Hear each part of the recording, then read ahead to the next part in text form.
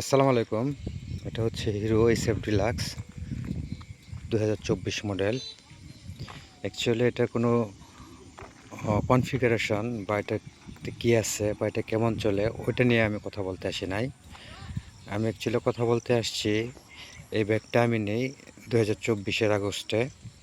তো এখন মোটামুটি হচ্ছে 10 মাস প্লাস চলা।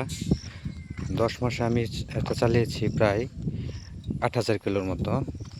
এই 8,000 কিলোতে আমার যে প্রবলেমগুলো হয়েছে সেটা নিয়ে কথা বলার জন্য আমি করলাম। এই ব্যাগটা খুবই কম চালানো হয়েছে, বেশিরভাগ সময় আমার ঘরে থাকতো।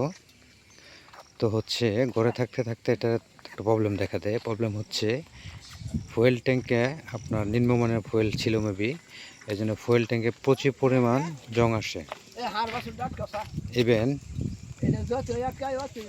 কার্বোরেটরে প্রচণ্ড পরিমাণ প্রবলেম দেখা দেয়। লাকিলি আমি আপনার হিরো হিরো আউটলেট থেকে, মানে নিলয় মোটরস থেকে এর সব কয়টা সার্ভিস আমি নিয়েছিলাম, যে কারণে আমি শোরুমে যাই। এটা নিয়ে শোরুমে ক্লেম করার পরে ওরা জাস্ট একটু দেখার পরে ওরা সাথে সাথে আমার ফুয়েল ট্যাঙ্ক কার্বোরেটর এটা চেঞ্জ করে দেয়, নতুন কার্বোরেটর এবং ফুয়েল ট্যাঙ্ক ইনস্টল করে দেয়।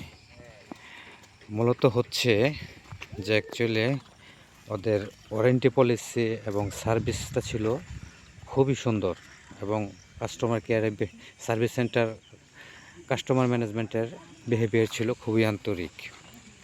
তো আলহামদুলিল্লাহ।